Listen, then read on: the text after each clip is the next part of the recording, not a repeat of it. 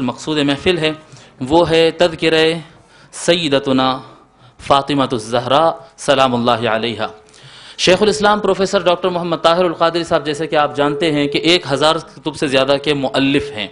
اور ان کے بیشتر تصانیف فن حدیث میں ہیں، احادیث کے مجموعے ہیں، جو کہ آج کے اور اس صدی کی سب سے اہم ضرورت رہی ہے، جبکہ ہر طرف سے فتنے اٹھ رہے تھے اور الزام اہل سنت والجماعت پر لگایا جاتا تھا کہ یہ قرآن اور حدیث کے مطابق نہیں بلکہ من گھڑت روایات اور رواج پر اور رسوم پر مبنی ہے۔ حضرت علامہ پروفیسر ڈاکٹر محمد طاہر القادری صاحب نے یہ ثابت کیا ہے اپنے کتب کے ذریعے کہ اہل سنت والجماعت کا موقف ہر مقام پر قرآن و حدیث کے مطابق ہے۔ حضرات گرامی، من جملہ آپ کے تالیف کے الدرۃ البیضاء فی مناقب فاطمہ الزہراء رضی اللہ تعالی عنہا وسلام اللہ علیہا، یہ کتاب نہایت جامع اور بہترین کتاب ہے۔ اس کتاب میں تقریباً 40 ابواب ہے۔ یہ کتاب شیخ الاسلام کی ایک سیریز ہے، کتب کی ایک سیریز ہے جس کو الاربعینات کہا جاتا ہے۔ 40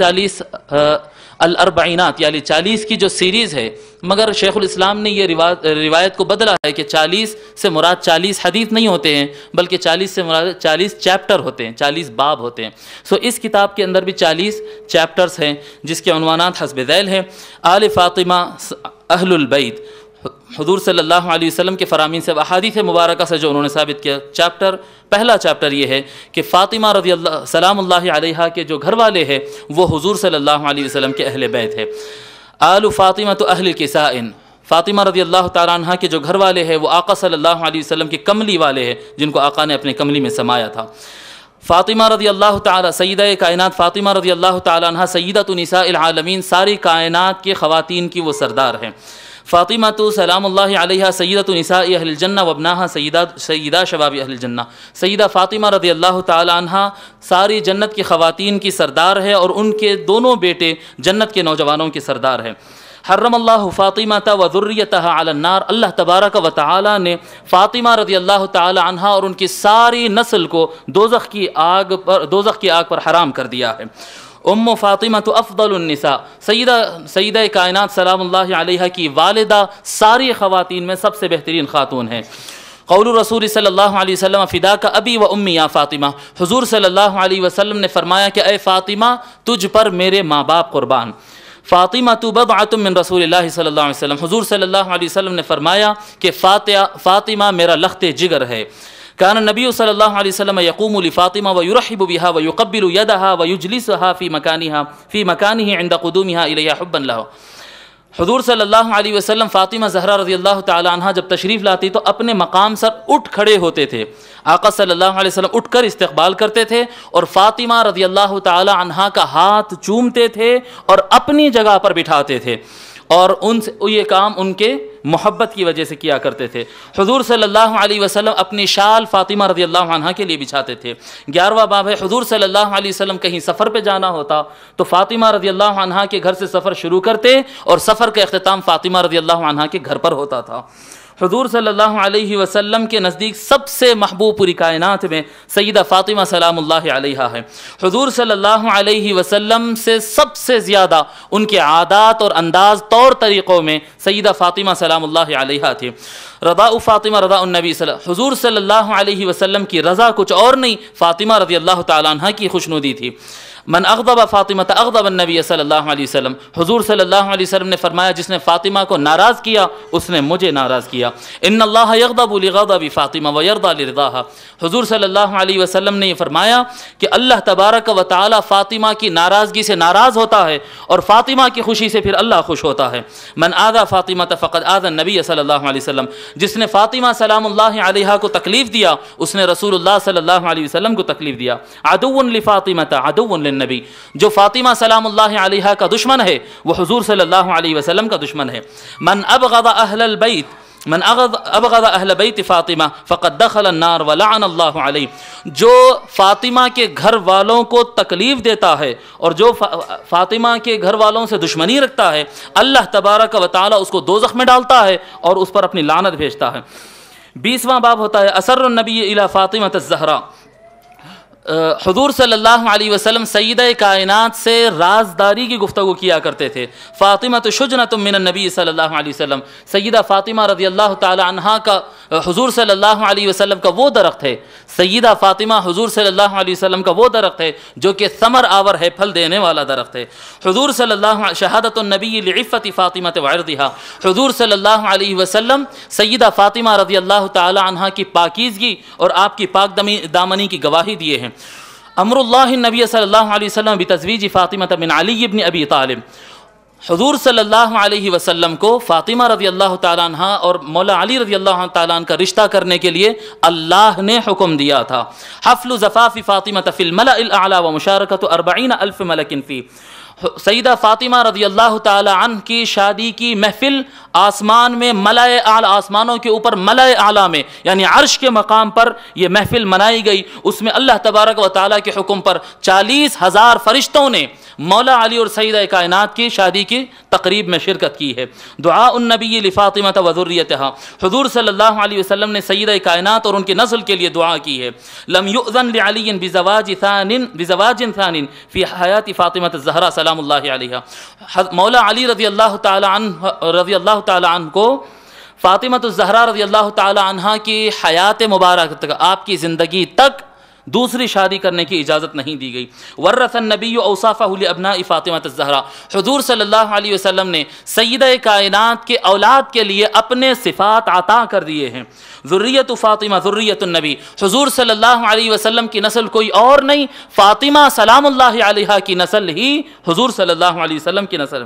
ينقطع كل نسب وسبب يوم القيامة الا نسب فاطمة وسببها، قیامت کے دن ہر نسب، ہر رشتہ اور ہر عمل ٹوٹ جائے گا سوائے سیدہ فاطمہ رضی اللہ تعالی عنہ کی نسبت، اور آپ کا جو عمل ہے وہی باقی رہے گا. انہا اول اہل النبی لحوقا بعد وفاتہ، فاطمہ سلام اللہ تعالی علیہا حضور صلی اللہ علیہ وسلم کے وصال کے بعد سب سے پہلے ان کے پیچھے جانے والی تھی، یعنی سب سے پہلے وصال کر جانے والی تھی. انہا علمت بوفاتہا، سیدہ کائنات کی خصوصیت رہی کہ ان کو ان کی وصال کی اطلاع مل گئی تھی کہ اب انتقال ہونے والا ہے. غض اہل الجمع ابصارها عند مرور فاطمہ الزہرا یوم القیامت اکراما لہا، قیامت کے دن سیدہ کائنات جب گزریں گی تو سارے اہل محشر قیامت کے دن اپنے نگاہیں نیچے کر لیں گے سیدہ فاطمہ رضی اللہ تعالیٰ عنہ کی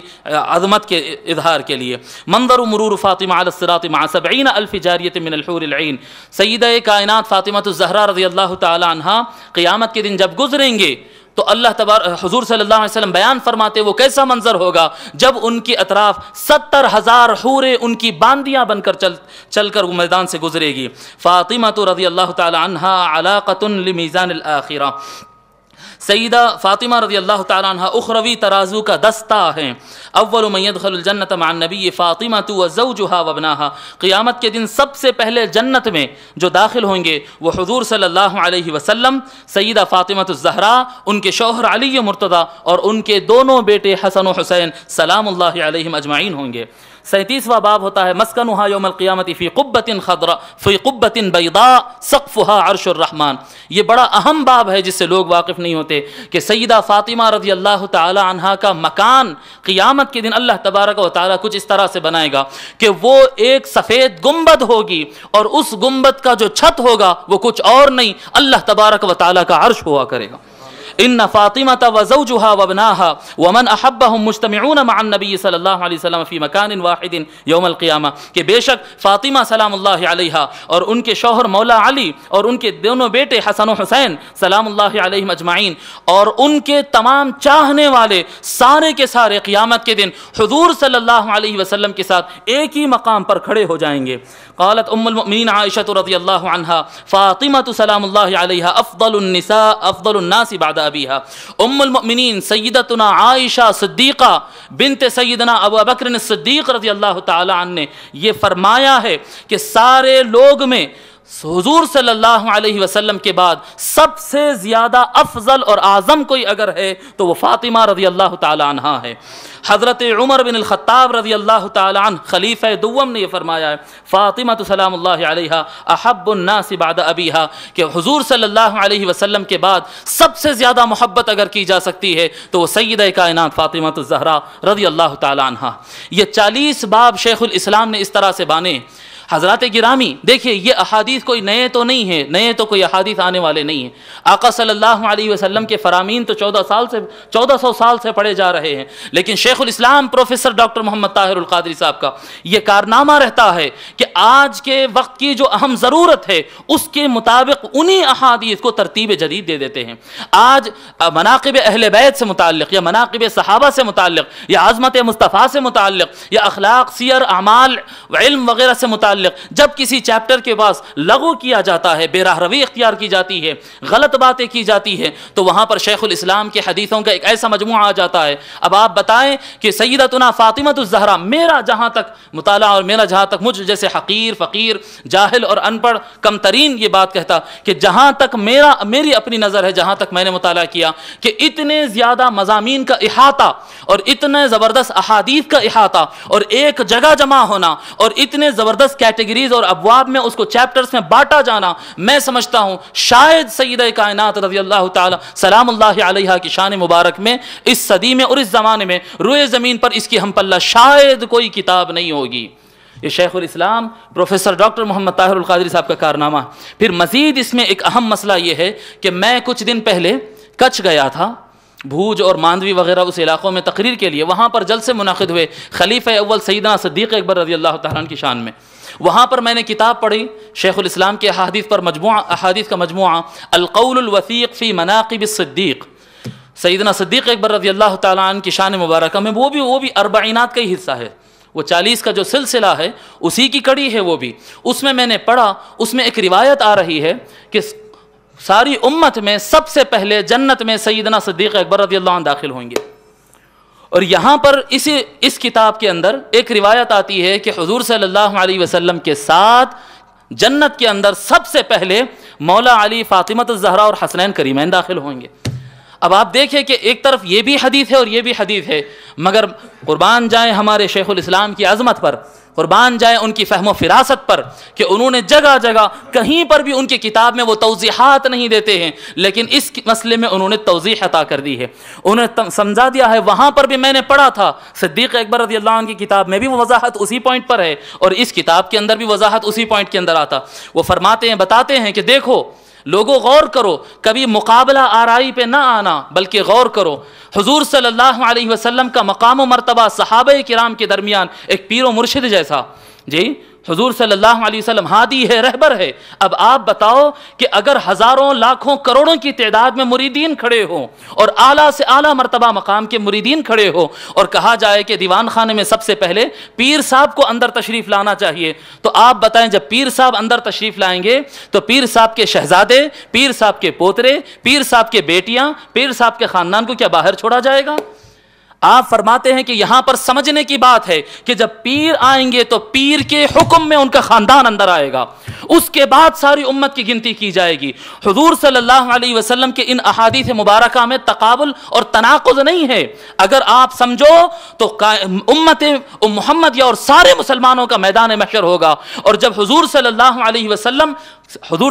علیہ وسلم تو جنت کا دروازہ کھولنے والے، وہ سب سے پہلے داخل ہونے والے، لیکن جب وہ داخل ہوں گے تو مولا علی رضی اللہ عنہ، سیدہ فاطمہ رضی اللہ عنہا، حسن و حسین سلام اللہ علیہم اجمعین، یہ سارے کے سارے کوئی اور امتی کے طور پر نہیں، حضور صلی اللہ علیہ وسلم کے لخت جگر اور حضور کا خاندان اور ان کا حصہ ہونے کے اعتبار سے پہلے داخل ہوں گے۔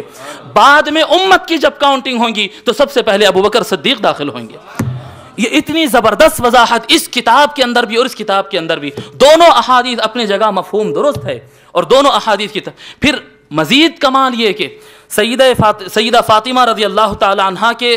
بعض ایسے دعویدار چاہنے والے ہوتے جو صحابہ کی مخالفت کرتے، اہل بیت کی محبت کے نام پر، میں کسی کا نام لینا نہیں چاہتا، بعض ایسے نادان ہوتے ہیں جو اہل بیت کی محبت کے نام پر حضرت عمر رضی اللہ تعالیٰ عنہ کے خلاف بولتے ہیں، جو اہل بیت کی محبت کے نام پر وہ امہات المؤمنین کے خلاف بولتے ہیں۔ اس کتاب کے اختتام پر ایک امہات المؤمنین میں سے ایک کا قول انہوں نے نقل کر دیا، حضرت عمر بن الخطاب کا قول نقل کر دیا، ادھر صدیق اکبر رضی اللہ تعالیٰ عنہ کے شان میں کتاب لکھی تو 29 باب پورے ان کے شان میں بانے ہیں، اور 40واں باب لکھا ہے کہ مولا علی صدیق اکبر کے بارے میں کیا کہا کرتے تھے۔